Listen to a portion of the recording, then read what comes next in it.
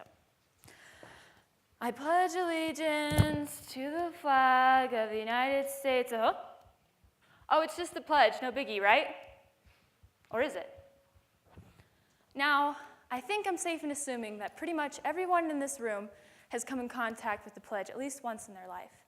And it is our response to this pledge that I'd like to talk to you briefly about today.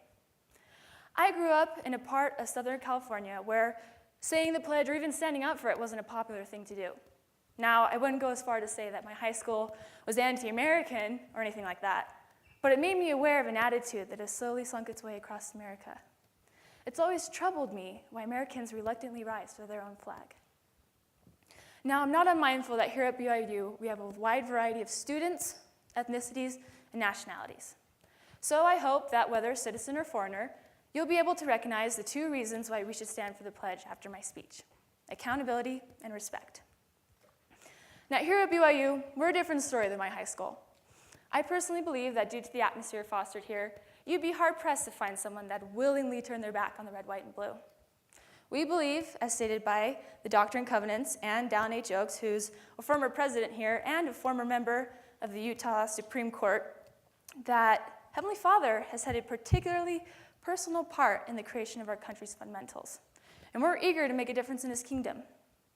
As we strive to be examples in faith, charity, service, and all the many other aspects of our lives, do we sometimes forget the importance of the duties and responsibilities we have as citizens? This brings me to my first point: accountability. Cheryl Lynn May, accountability, okay. Cheryl Lynn May, a former political science professor, and who's had many of her works published by BYU, or the church, I guess I should say, said that the saints should be concerned with the maintenance of personal freedoms, which the Lord has indicated is essential for personal exaltation and salvation. Just as baptism is an outward manifestation of our inward commitment to keeping the commandments of Heavenly Father, standing up for the Pledge of Allegiance is an outward manifestation of our inward commitment and gratitude to our country. Now, to my brave brothers and sisters who left their country behind to come study in our university, it's not your pledge, it's not your flag, why should you stand? I ask you to take a minute to think of your home. This home has given you your culture, your family, and your history, and just as you wouldn't wish it to be disrespected or shunned, the same goes for this home. This brings me to my second point: respect, which I think you got a little preview of. Just as it is respectful to stand when a general authority enters the room or when royalty from another country is present, the same goes for this nation's symbol. John Cogley, a prominent editor and an advisor in the JFK campaign, summed it up best when he said that you should have tolerance and respect for someone not because they're wrong, not because they're right, but because they're human. Now, what about the other 94% of BYU, which, like myself, is from the United States? What's the big deal?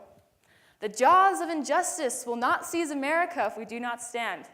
The sinister shadows of evil will not descend upon our country if we do not stand. And quite simply, the world will just keep on spinning if we stay in our seats. Now, what if we do stand, but we're distracted by incessant Facebook tweeting or other incessant messaging? No, Facebook is important, though. Don't get me wrong. Does that satisfy in honoring what Virginia Fox, a former member of the U.S. House of Representatives, stated is the most recognized symbol of freedom and democracy in the world? I respond with a resounding no. We aren't standing to simply satisfy a social expectancy. We are standing to honor a country which has sacrificed its lifeblood so that we could be free. I stand for the 25,000 Americans who were burned, mutilated, and drowned during the Revolutionary War to have the right to have an independent flag. I stand for the 500 or 620,000 Americans who fought against their brothers during the bloody Civil War so that freedom could truly be for all. I stand for the 520,000 Americans that lost their lives during the First and Second World Wars. And I stand for the in total 1,264,000 Americans who lost their lives so that freedom could ring, so that Martin Luther could have a dream, and so that we could be free. That is enough to fill the LaVelle's Edwards Stadium 20 times over. I pledge allegiance to the flag of the United States of America and to the republic for which it stands, one nation under God, indivisible, with liberty and justice for all. In conclusion, we have our free agency. We have a choice. And I hope you'll choose to stand.